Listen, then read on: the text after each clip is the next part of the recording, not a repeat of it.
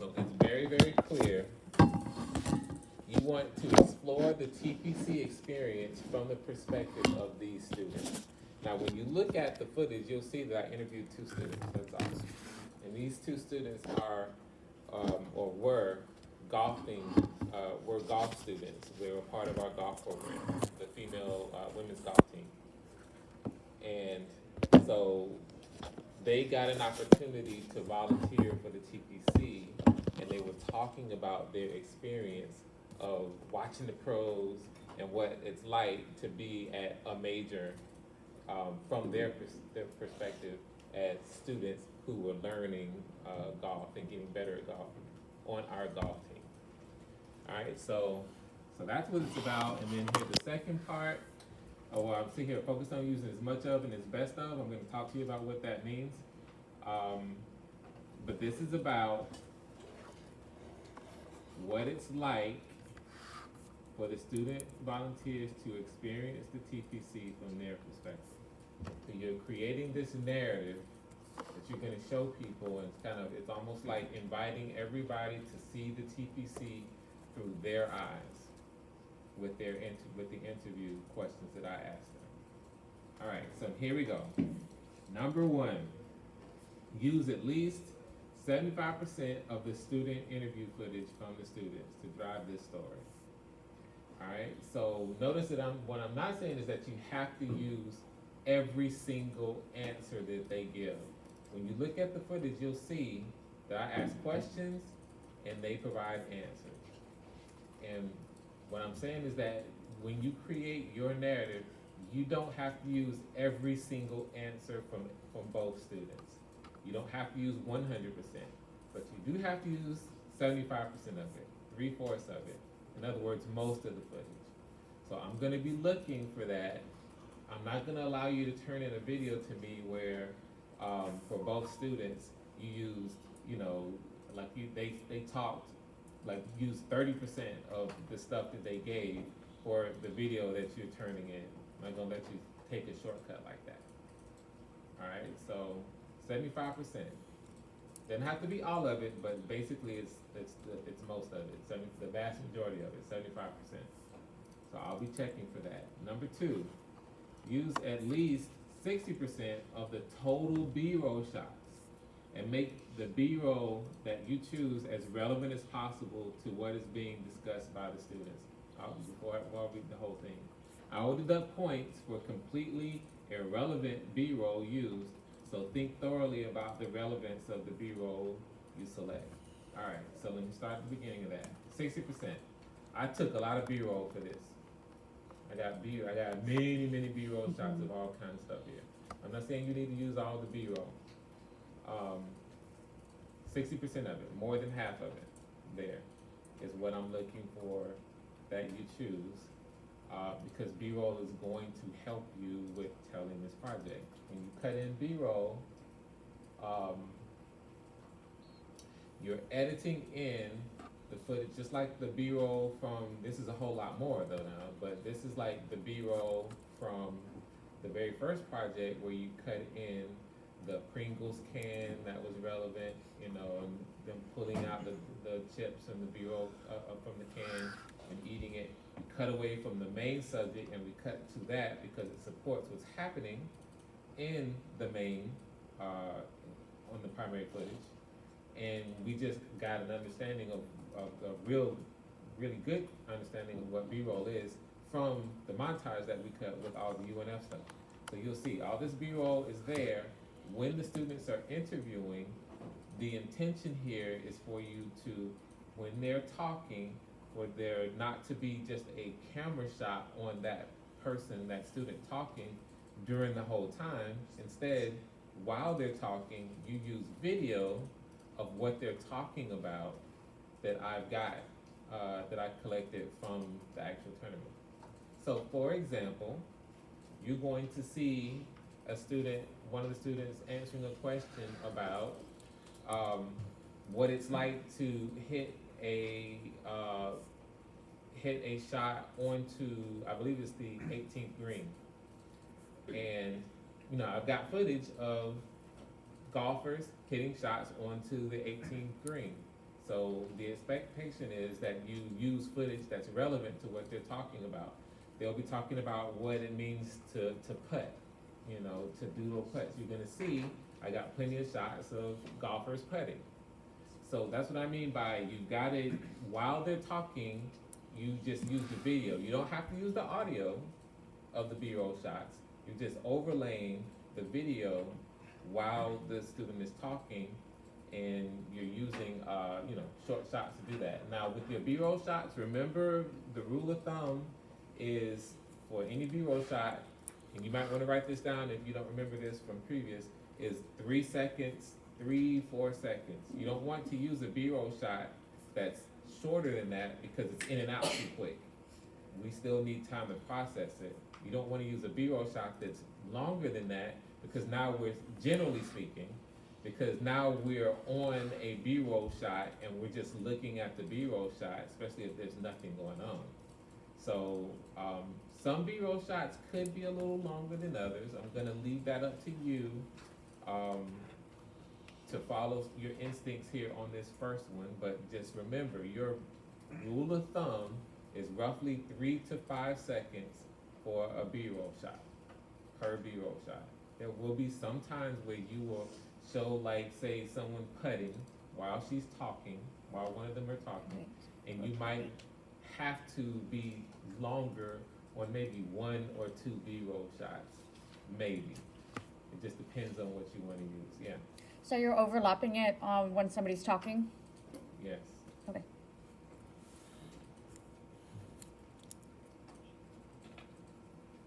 All right, so the second part of that, I will deduct points for completely irrelevant B-roll use.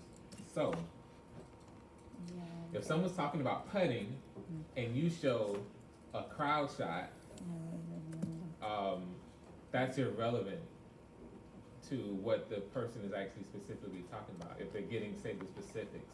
Like you'll see here that they talk specifically about certain things. If I've got shots of, like I mentioned, flag shots and other things. If the B-roll that you select has absolutely nothing to do with what they're speaking about, then it's very likely I'm going to deduct points. Now, you're not going to be able to find B-roll, direct B-roll for every single thing that they're talking about. But there is general B-roll that'll cover everything that they're talking about. So there may be a time when they're talking about something in general, sort of, and it's totally fine to then bring up a B-roll shot of some aspect of golfing that isn't super specific, but it's not irrelevant. You see what I'm saying? So they'll be talking about all through here. They'll be talking about, these golfers, and they're making amazing shots, and they're walking up and down the greens, and you'll be able to find shots of golfers walking the greens and measuring their shots and taking the shots and those sorts of things. So as long as there's relevance, then I'm totally going to be fine with that. But I'm going to definitely be looking for just B-roll that had nothing at all to do at all, no relevance to what the person was talking about. If that B-roll sticks out, then I'm gonna deduct, because your role as an editor is absolutely not to pull us out of whatever the subject is by throwing stuff in that has nothing to do with what they're talking about. Okay? All right, number 3, use music throughout the entire video. This may be one single song or multiple songs. The choice is yours. Be sure to use royalty-free music. So for the whole video, from beginning to end, there's got to be music. And I certainly prefer you to use royalty-free music. Use the stuff that you already know how to do from YouTube Studio, or you're welcome to find royalty-free music from any free location. If you just Google royalty-free music, you're going to find royalty-free music all over the place that you can use. So it doesn't matter to me what royalty-free music that you choose, as long as you use music that you like, that you think fits in the project. Number 4, open the video. Notice I bolded this one with a montage, 20 seconds, using the techniques you've already learned. So everybody knows what a montage is now. Well, let me read the rest of it. Make grounded, creative decisions. Be creative, but not wildly nonsensical. Meaning, when you go through your shots, The reason why I want you to open with a montage for this is because this is an informational video about the TPC, coming from the student's perspective. Well, to intro the your audience, your viewing audience, into what the TPC is about, it's always good to open with an opening montage of things that are happening. And so it will be up to you to decide what shots you think would encapsulate or introduce your viewer to this is the TPC experience before we dissolve into the actual interviews. But it's absolutely a very powerful technique to open the video with a montage, and you know how to do that. So the point of the montage here is to introduce your audience to the TPC world environment, what's happening at the Players Championship. And so that's 20 seconds. That's what I'm going to be looking for. You're going to create your montage according to your instincts, and then you go into the actual interviews. Number 5, be sure to edit your sound levels accordingly in order to ensure that the students can be heard and understood clearly throughout the entire video. If your music is too loud, I'll deduct points. All right, so that's what that's all about. Just make sure that because I'm asking you to include music, that level of music is low enough that it does not compete with us being able to hear what the students are saying. So if that means bringing your royalty-free music's level down in order to do that, that's fine. If it means having to increase the audio of the general audio for all of your audio tracks for the interviews, if you want to boost that up a little bit, that's fine too. You may do a combination of both.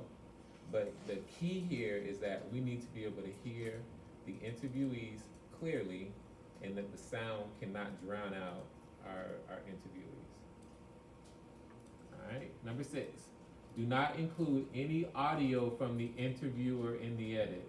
The interviewer is me. Don't include anything from me, voice or video in this edit. So what you're gonna hear is me asking them questions. I'm not in the video, but I am the interviewer. And so you're gonna hear me asking them questions. Don't include anything from me in the video. All right, so this is about them answering the questions and them talking about it in a way. This is going to be answering the questions. So your challenge here will be in your edit to, when you go into them talking about what's happening, they're answering my questions, you will be editing it in such a way where you're trying to tell the story from their perspective as they're answering questions. So it's not some boring, okay, what did you like about the TPC? And then they answer, and you kind of got an edit where it's just robotic. It's just answer. No, you're gonna go through, evaluate what they're talking about, and then you cut those answers together that forms a complete story. So the way that when it comes to fundamental stories, you can start with things that feel like should be at the beginning. Like I've asked questions where the answers that they give like sum up the whole event. Well, you don't want to put that at the beginning. Instead, you'd rather put things at the beginning like, okay, I'm a student who, I'm on the golf team. And I came out, you see what I'm saying? It feels instinctive and intuitive to begin your video with things that introduce our audience to the people that we're talking to or to the TPC. And then as they get into talking about the various things, it's up to you to say, okay, this feels reasonable and intuitive. That here they're talking about what it's like to have families come out and what the family experience is like. That might be somewhere in the middle. You wouldn't necessarily end with that because there are some very clear questions that I ask them where they talk about what they feel about having had this experience. That stuff will clearly go at the end. So just think about that. The point here is none of my questions, you don't hear from me at all in this video. All right, so you see number 7, don't create any text titles at all. So no text, I'm not interested in text at all, we're just crafting the story here.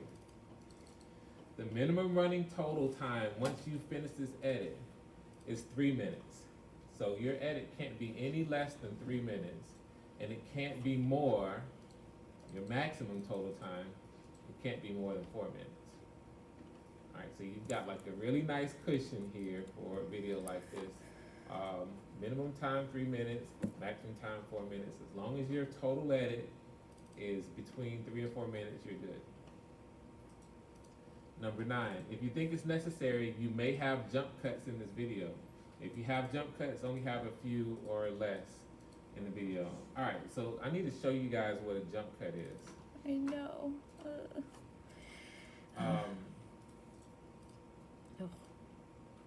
I'm gonna go to YouTube.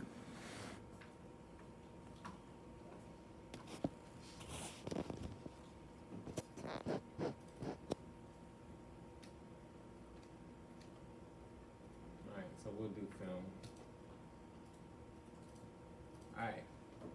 Alright, so I haven't seen this video, and we ain't watching no 13 minutes on this either, but I'm gonna play a little as to see what they say. In this video, we're going to look at the history of the jump cut, what it is and how it can be used. I'm seeing things that don't make any sense. So, how did the jump cut become a useful tool for filmmakers, and why?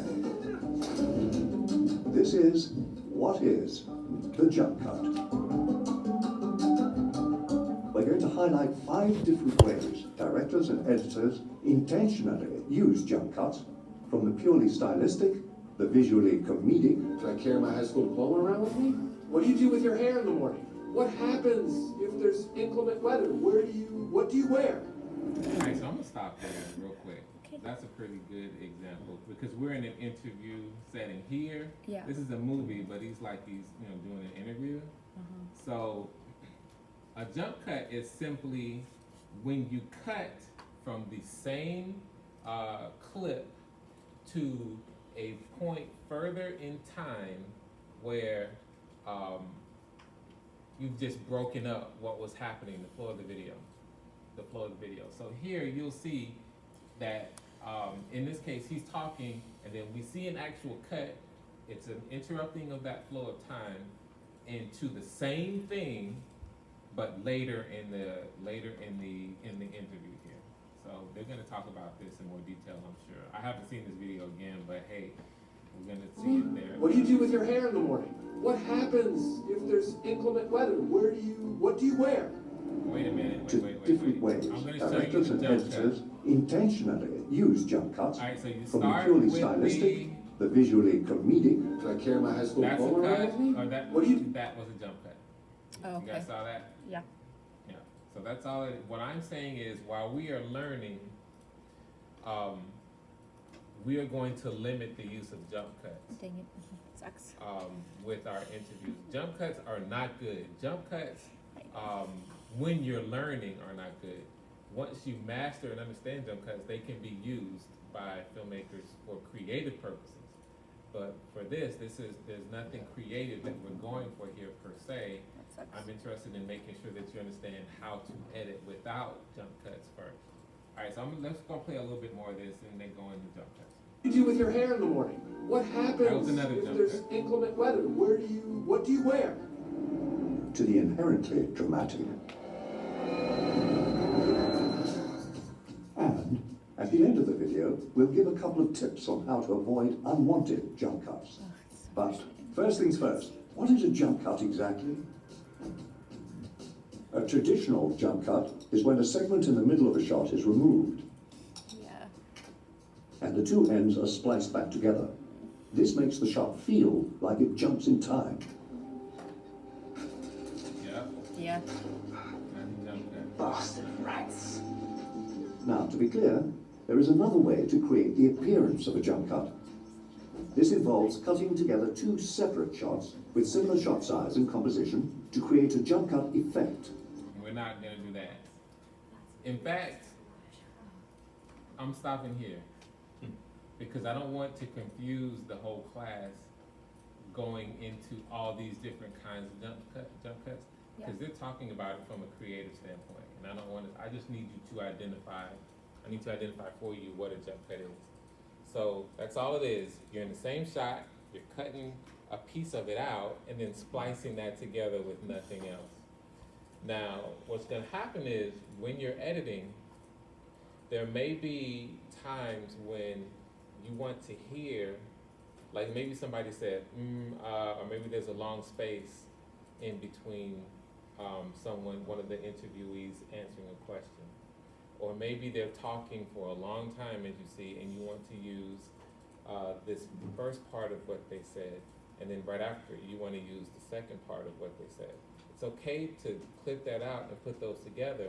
You have a jump cut, but this is where your B-roll comes in. You use B-roll to cover the jump cut. You use the video from, say, a shot of someone taking a shot, and you simply put that video right on top of where that jump cut, the video part of the jump cut is. And what we see is the person talking, we see the B-roll shot, we hear that they've now changed, to whatever it is that we want to hear, but we don't see that cut. And then we at the end of the shot, you go to the second cut, and when you do that, people don't know that you created a cut in the actual original footage. They don't even know it. They know that that's a B-roll shot that you went to, and they heard the person still talking.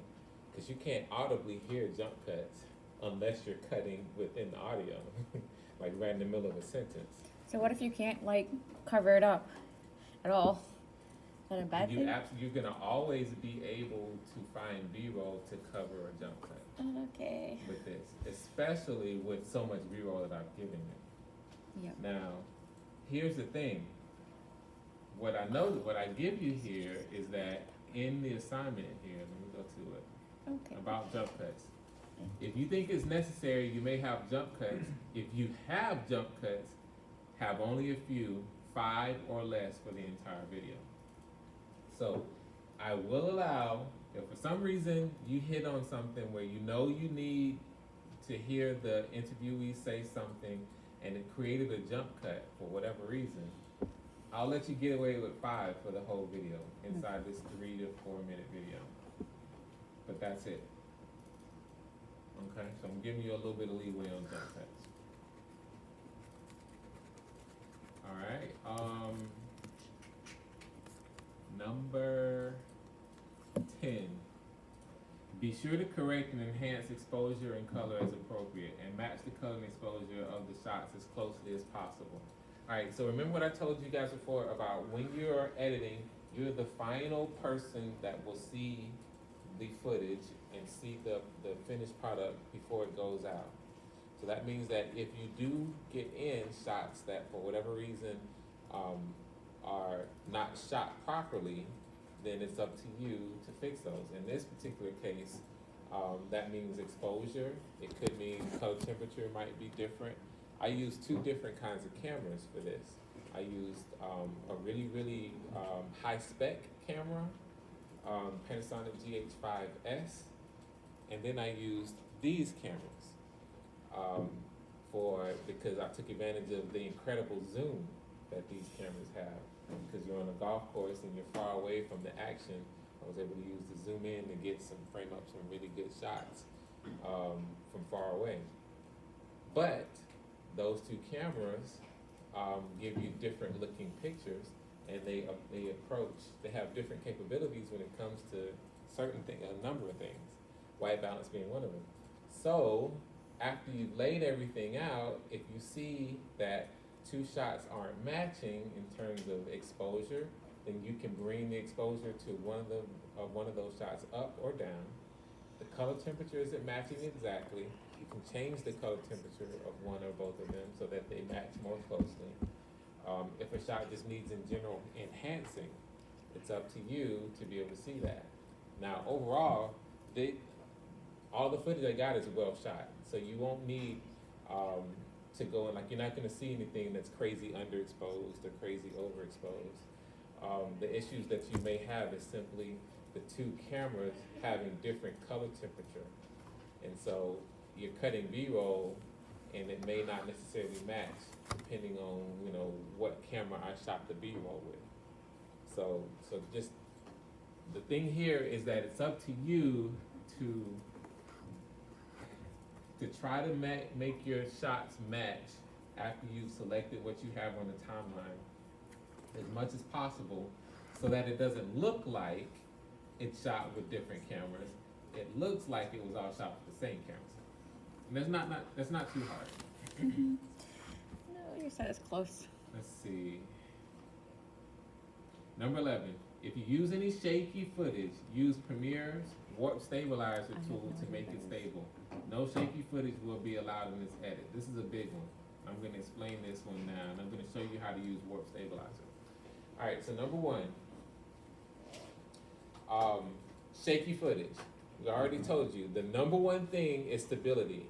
I grade you guys on stability with your shot, with your shots in single cam.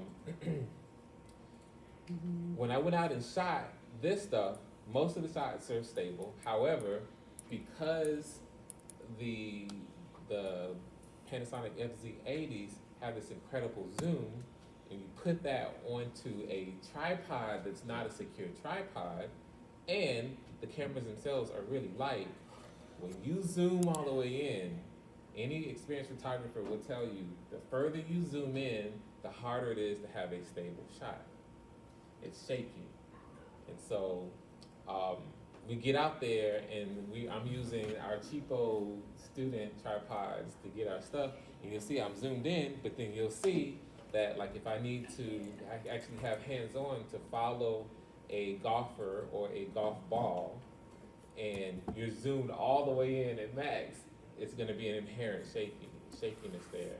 There's nothing you can do about it. Sometimes I have hands off and the wind's blowing, and it's just shaking when you're zoomed all the way in. So some of those shots you're not going to be able to use.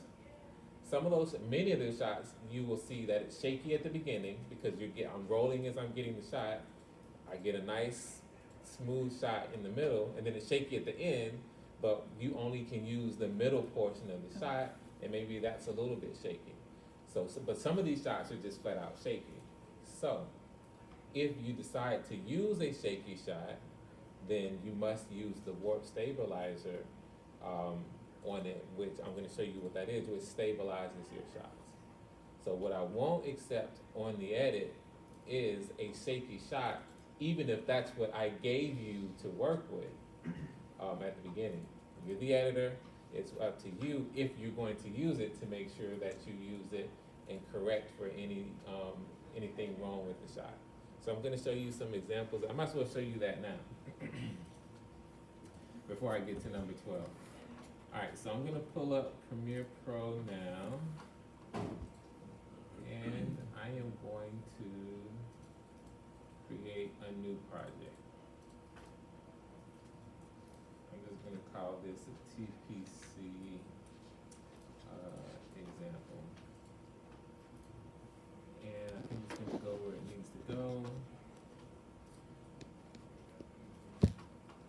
And I don't want that anymore. All right, so what I'm going to do here is fly through and just pull in a shaky shot.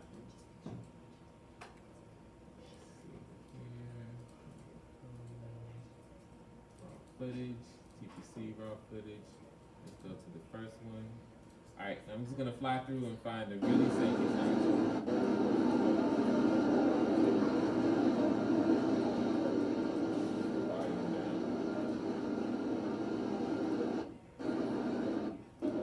Yeah, it is a shaky. No. I'm talking about real shaky shots. You'll see all these are stable. Just like I mentioned at the beginning here of shots, if it's a little bit shaky, it's because I'm actually getting the shot. Once I find my frame, then you'll see that it gets stable. So you may only, with this shot, you may only use this part because it's not shaky. You wouldn't use the very beginning of this shot. So you said we can cut the videos, correct? Yeah, you cut it. Okay. That's what you did. That's what they're saying. You don't use the whole thing. So you never use this part when I'm trying to get a frame. If you use this, you would use this part where he takes his shot. Okay. Somewhere where he's walking. That's if you use that shot. But no, so I'm just looking for obviously shaky footage. Let me fly through here.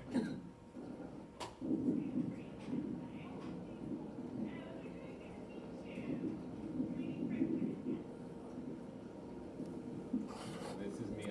I see that he's going for a shot. I'm trying to get it as still as possible.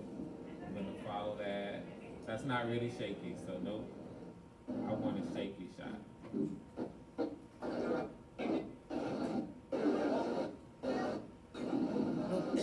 Alright, let's see.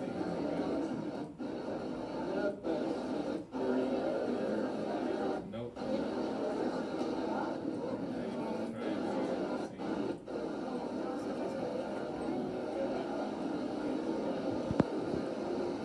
Okay.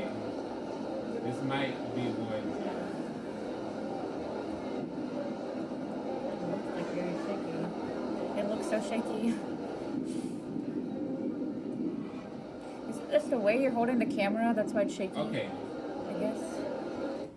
So this, I'm Yeah, gonna very shaky. select this one. It is very shaky. Here, this is number 40. I'm gonna go ahead and import this one in, and then pull this onto the timeline. So let's say I wanted to use this shot. Okay, so the question was just asked. The reason why this shot is shaky is because I am shooting this with the cameras that we use in single cam, Panasonic FZ80s. I am far from, I am super far, and I'm zoomed all the way in. And so I'm handheld. I'm on a kind of a flimsy tripod, and so I'm trying to get my shot, and you can't move that with this camera from that far out on that tripod without there being some sort of jitter. So let's say I wanted to use this shot for whatever reason.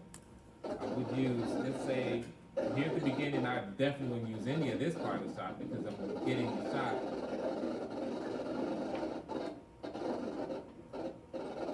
Okay, so here I'm lining it up. He's lining up the shot. I'm trying to get my shot. He's lining it up. So let's say I wanted to use this part right here, him taking this shot. So I would cut out most of this shot.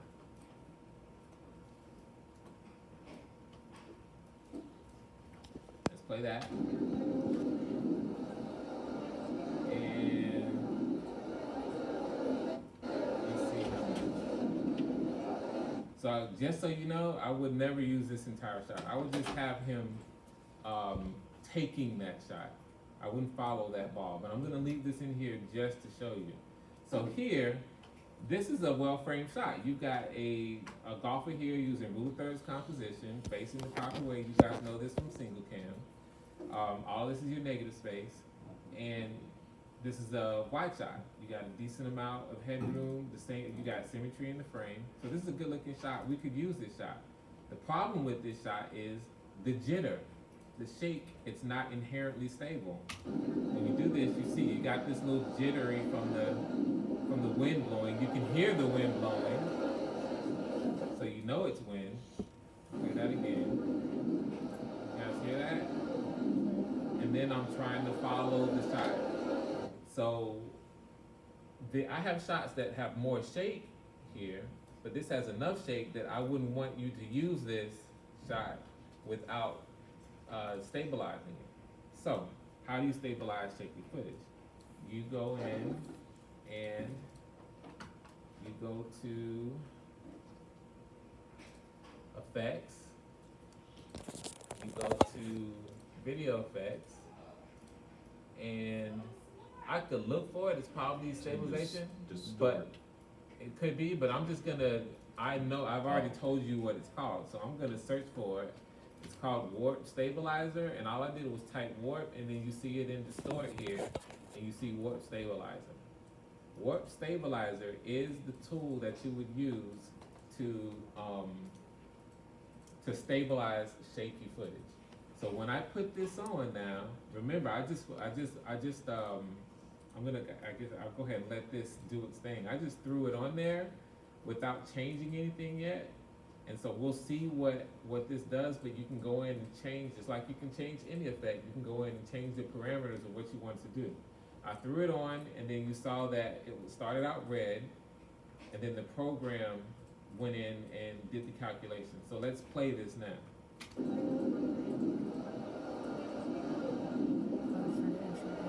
So you see here, at the beginning, there's no jitter.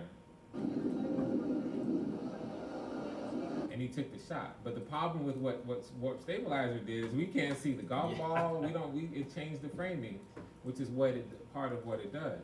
So I'm gonna go in, and I want the frame to be a little bit farther out. So I'm gonna go to Effects Controls, go to Warp Stabilizer here.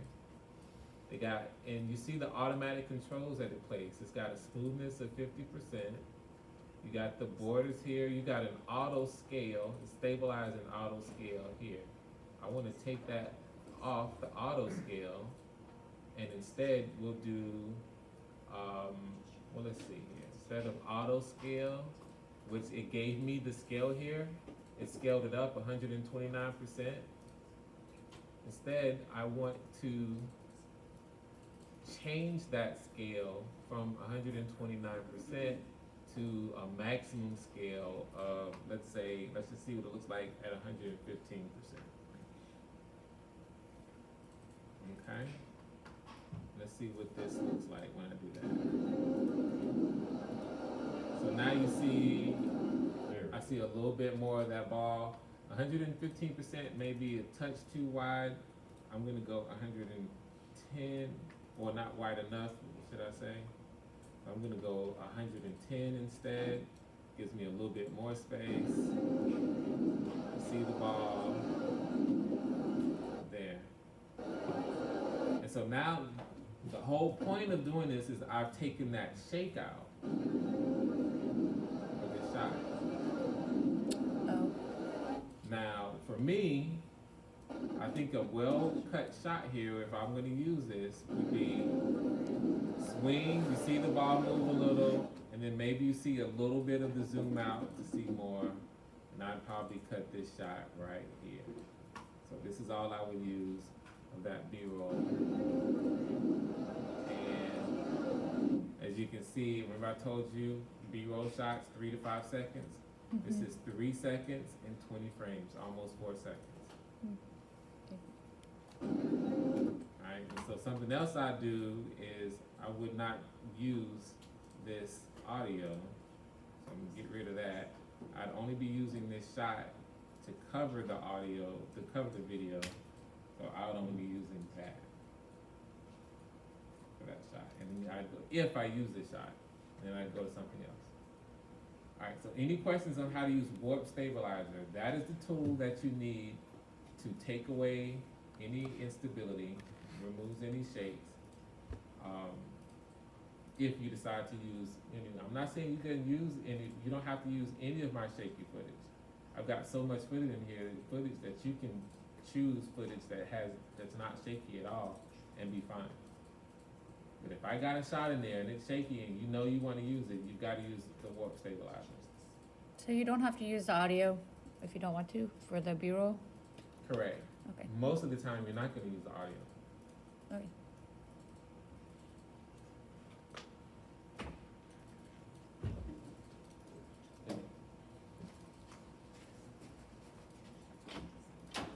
Yep. All right. All right, and then down to number 12, the last thing I'm going to be looking for.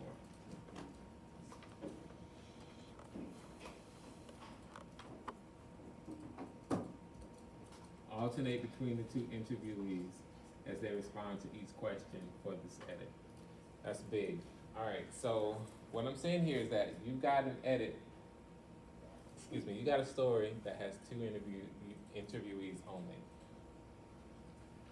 What you can't do is edit this in such a way where the first interviewee answers all the questions that I ask them. And so you hear from one person, and then you hear from the other person in the video. And then because I asked the 2 interviewees the exact same questions. So if you cut it in such a way where you're only hearing one person and the first girl answer the questions, and then the second girl answered the same questions, then you are taking the viewer through the entire story of the video twice. You guys get that? Instead, think about the questions that I ask, and when I ask a question, like I ask a question, okay, tell me what it's like watching the golfers take their shots. You do one, answering the question, and then you do the other one, answering the question. That way you get both their perspectives, and you're just cutting from one to the other. You're cutting from one to the other. And so, the reason why I'm saying this is, number one, of course, is this,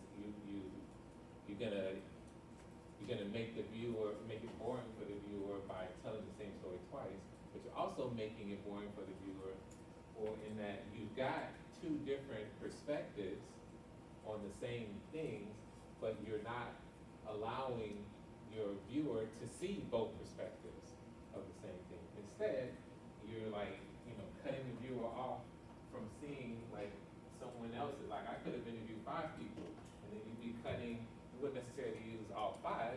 You'd be cutting the best and most entertaining or most engaging responses from, say, 2 or 3 of them. Then you move on to the next topic, and you do that same thing. So this is this is introducing you to a storytelling device where, when you're in these situations, you want to vary it up as much as possible. So you know that you have to use at least 75% of the interviews. You know that going in. The worst thing to do is knowing that you need to use 75%. You only cut one, and then you cut the other, and you somehow put together a video like that. Watch the whole thing, watch the interview, watch the B-roll, and try to figure out what kind of story you can tell with what you've been given. Figure out how you would want to organize what their answers are, and then tell that story. Now, I shot this. Of course, I've edited it. So at the end, we're going to take a look at I'm going to show you what I did. You'll see how I cut together the footage. And you never know, maybe some of you guys will be like, you'll be diving in, you'll be so inspired. Some of you may absolutely put together an edit that tells the story better than I told it. We'll see. We're gonna go ahead and see everybody's stuff, and I'll like give you all the praises. Like, if you end up doing an edit that's like the bomb, we'll be like, you cut this better than I did. So, but this is your first try. This is what is in front of you. So, give it your best shot. So for number 12, do not actually, stay with one. Instead, alternate between the 2 interviewees as they respond to each question for this edit. Then everything else you know.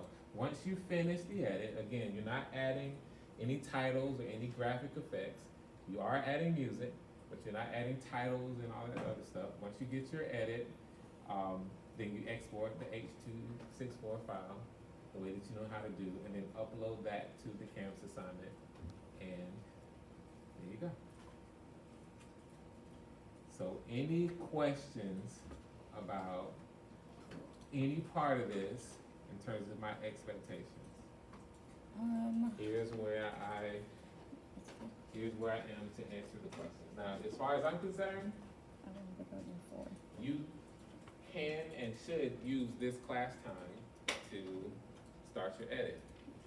You can take a break and then come back and edit. It'll have roughly another hour in here. If you decide that you're going to start here and edit somewhere else, make sure that you save everything properly into your folders, like you know how to, onto a USB drive or an external hard drive. And then when you go to the other place that you're gonna edit, make sure that it's compatible. It's the same version of Premiere. All right, that way you don't lose anything, and you're not going backward. And when you come back here to say do more work on it, that you can still edit on it. Or it's totally your choice. You can go home like now and edit at home, or you can go to the lab next door or the library and edit that way. It don't matter to me. I'm just suggesting that it's generally wise to use the past time to complete your assignment as much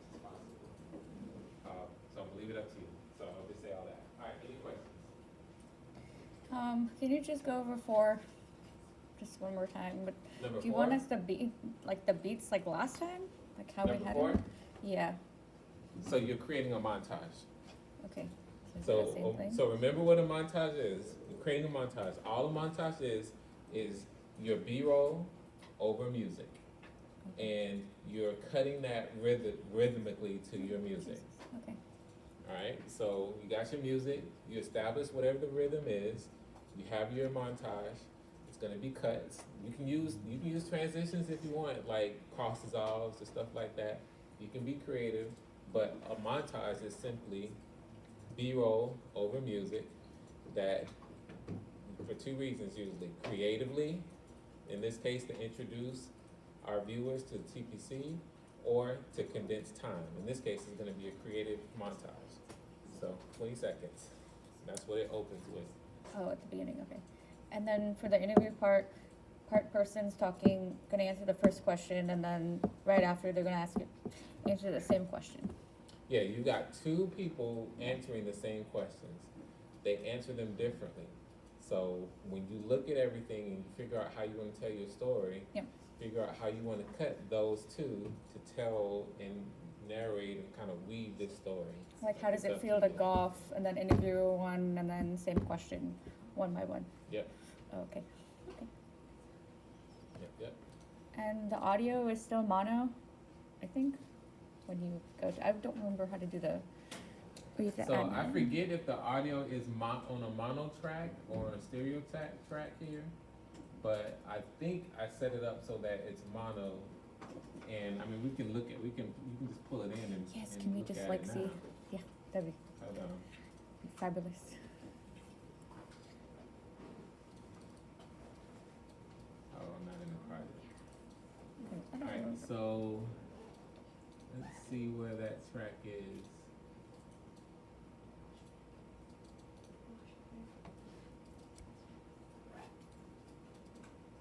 Alright, so I'm gonna download it. Hang on real quick. Let me just take a look at the interview audio.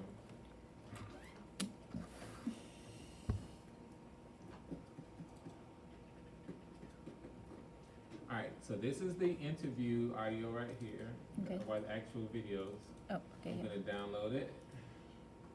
And then download anyway. There it is. I'm gonna put it on the track and let's see. So this will be for every clip, changing it. I guess so. Yeah, this will take like 1 minute. Won't take long. Let's show you guys this real quick.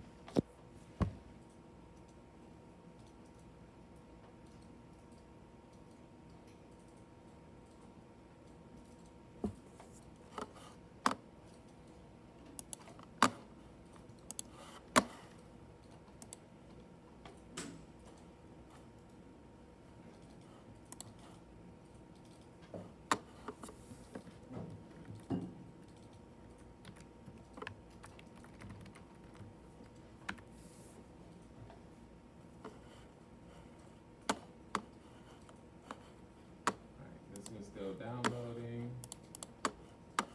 Almost done.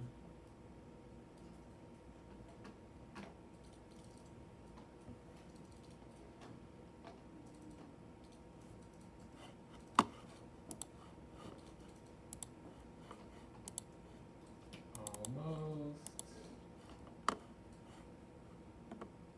Alright, here we go. Okay, as you know, pulling it out of downloads, throwing it into my raw footage folder, so I know where it's at. Premiere.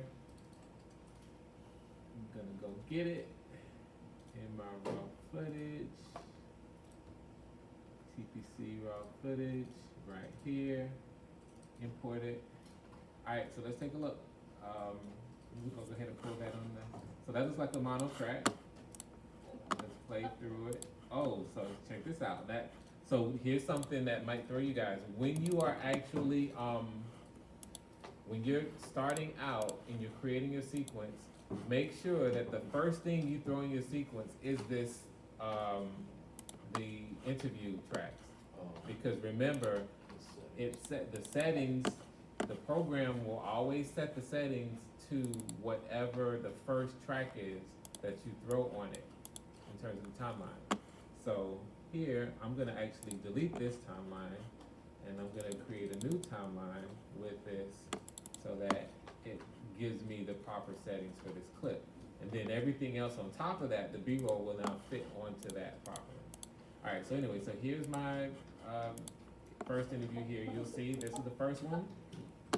This is the second one, all on one track. Let's hear what the first one's talking about. All right, so that's a single, that looks like a, So this is Nope, 17 this is green, and I've been a stereo volunteering track on this pole all day. here. I've been put, So that means you want to, if you want your audio to be proper, you go ahead here, this is my track here. And go to modify. And you know what, I'm gonna delete this so that, there. Alright, go to,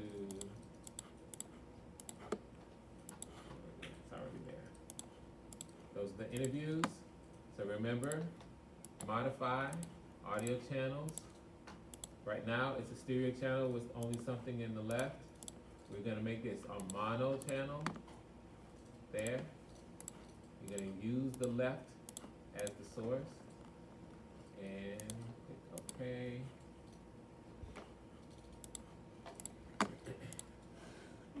Now well, I can pull this down on here. And now you see I got one big fat mono track here.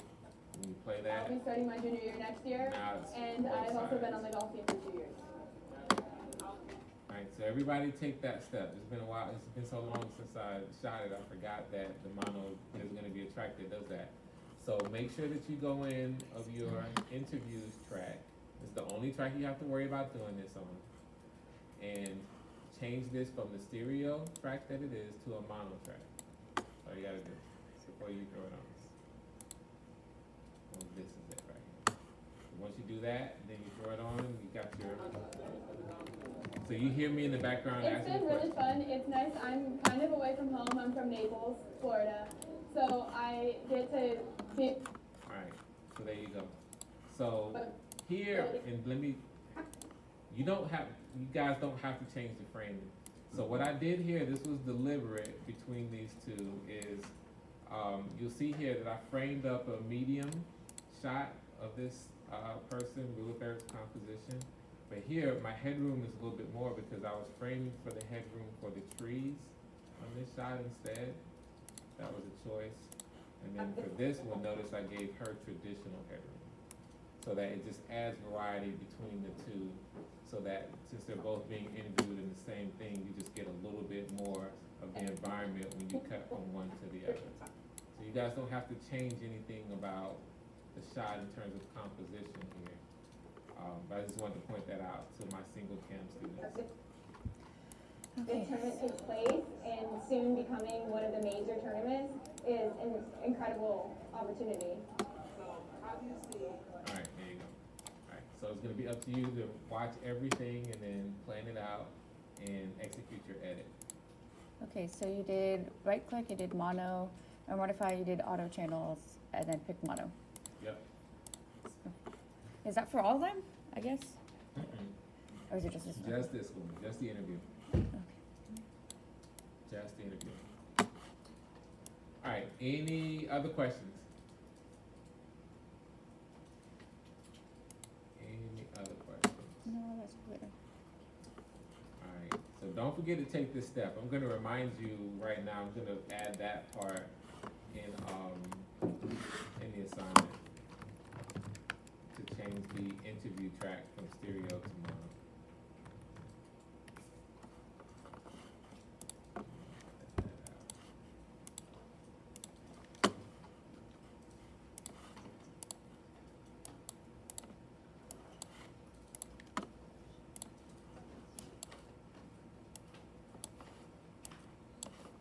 Okay, I'm gonna add a note right here.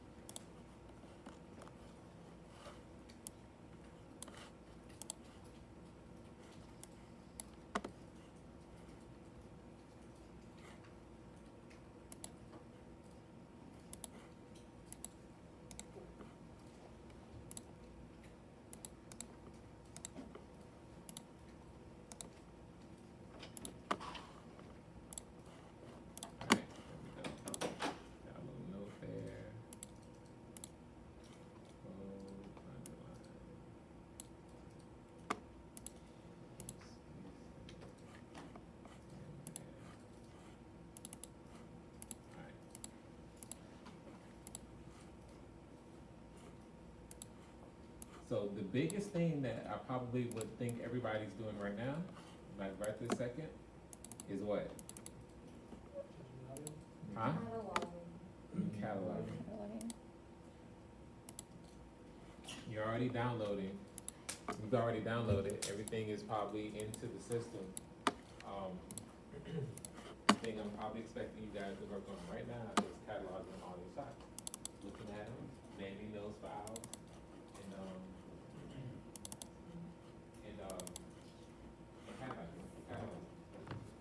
All right, that'll be your first step. So you guys are good to go. No more questions. You guys can head out.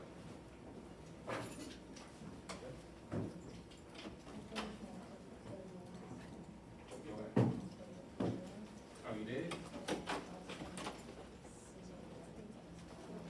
All right. Get stuff done. We got you grinding. Oh, yeah? I like my sizzle. I like the sandwiches, my sizzle. I'm looking forward to seeing you. You guys always do great work. Taylor, you're really doing it too. You're moving your stuff. Yeah, your stuff looks really good. I'm looking forward to checking out. I'd like to know why the 17 seconds is taking A 2 minute. minutes to export. Oh, there's something else. Yeah, you know how it goes. Take a little while. I have a question on one of the shorts I have. Yep. Oh, 18 seconds on. Wow. It's a Park Street sign because she mentioned, well, I asked her where it's located. And, I did a focus type shop. You definitely put some of your graphics card in that work. It's the fan. Fan. It's just the fan. I'm turbo right now. So I don't know if I like it, it's just that's the closest I could do. Because she mentioned Park Street, but I don't know if I, That's totally fine. it is? Yeah. Okay, alright. That's a,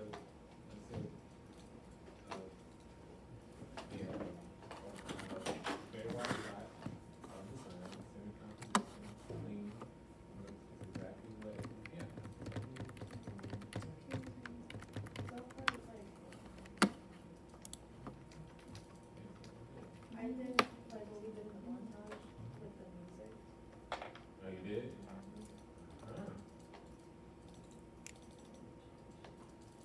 But don't spoil it. Okay, alright, So, yeah.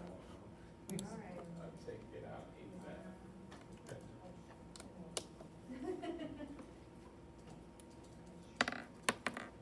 So for the montage, we have to put beats like we did last time, like at the very beginning? Yeah, with the montage, you have whatever music that you choose. You will then create the montage with pace, the same way that you At learned the, how at to the do it. beginning, correct? Yeah. How do you do the pacing again one more time? Cause that's what I had a problem with my other assignment. Whatever music that you choose, you count those measures. Oh, I'm doing the 1, beats. 2, 3, 1, 2, 3. Next shot. 1, Okay, I'm doing the little beats that I did last time. to the rhythm of the music, exactly. Okay. All right. Just the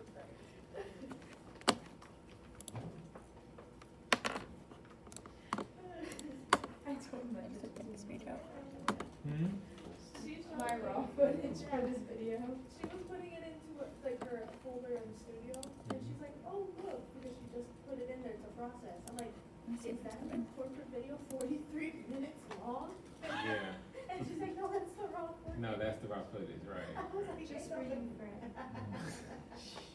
Since you didn't want them all in separate lanes. That's right. I take an hour every time. That was 25 minutes long. No, my actual video is like 5 minutes, but. And that's par for the course. Golly, I don't even wanna talk about how much What did you shot versus what you used? How much I shot versus how much I used, but even still, I was still like felt like I just got enough B-roll. See, yeah, there you go, It's just like- enough, But you didn't use all of it. right, But it was the type of B-roll you got. You realize you got way too much of this type right, when you should have maybe got some of Some other that, stuff. which is why you're here, right. to learn. To learn, that's exactly it, you just learn, you get the experience You in, just gotta trust the process. that's man. it, that's it. That's There's a exactly me- why I don't tell you, that's There's why I a don't. madness to the method and a Method to method to the madness. Right. And that's exactly why I take you guys through it, because, it's like Karate Kid, the first one. When Miyagi's teaching Danielson stuff and he's like, wax the car and this and that, it's like, why am I doing all this? And then he didn't know he was teaching him karate moves the whole time. Yep. That's how I teach you guys here. I just tell you guys what to do, and then you see why at the end. Okay. Like what I did. So then I have a question for you for just naming them. Okay, You can name them whatever you want. I'm not gonna grade you on what you name them. okay. This helps you. So first the catalog and then,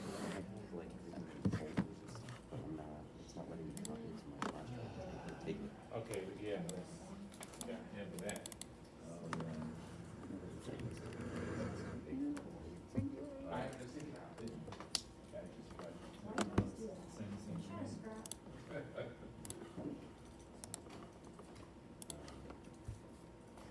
Okay, so how big is the actual drive?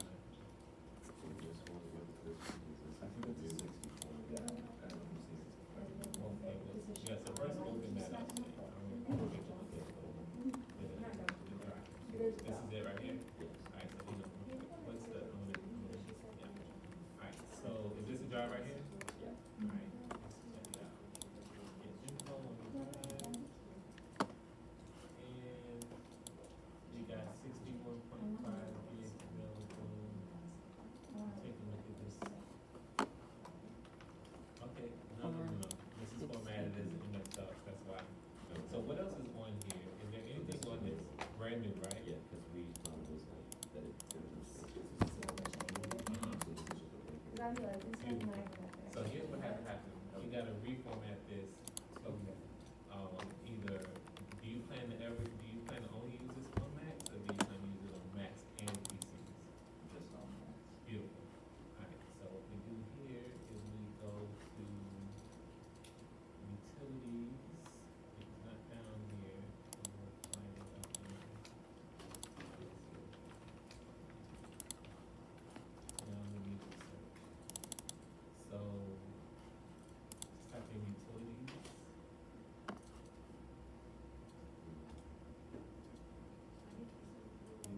Actually, why?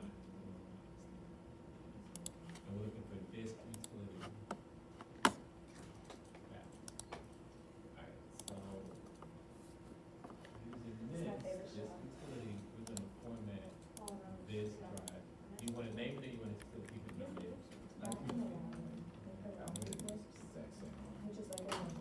Gotcha, alright, so you select no name over on the left. Once you said use the search function to, for this utility. Oh, no, yeah. You just have to do this utility.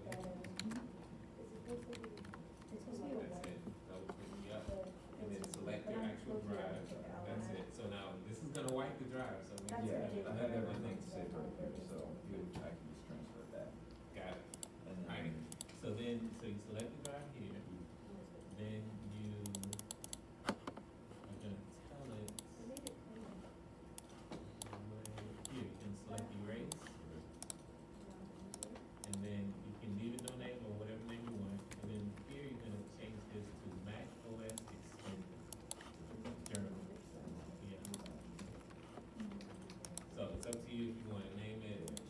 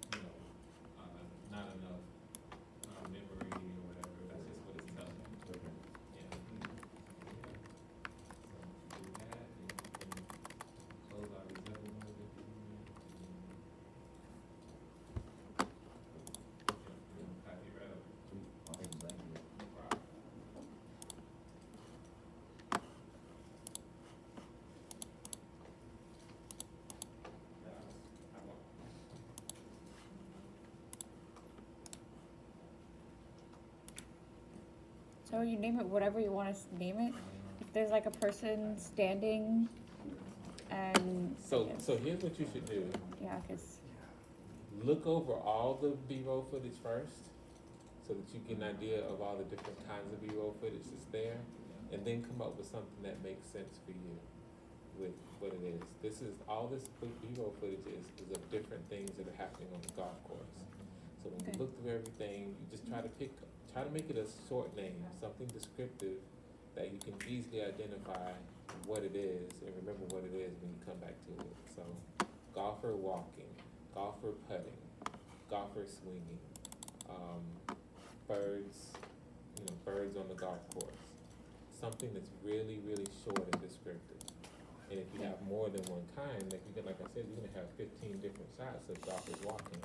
So golfer walking 1, golfer walking 2, golfer walking 3, and just keep on going. But look at them all so you can get a good idea of how you want to describe your shots.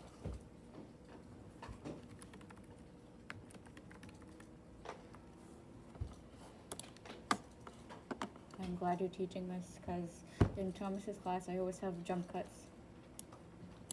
Yep. You don't want jump cuts. Now, and remember, you're looking at the shots for more than just cataloging them. You're watching the whole shot so you can see what each shot is.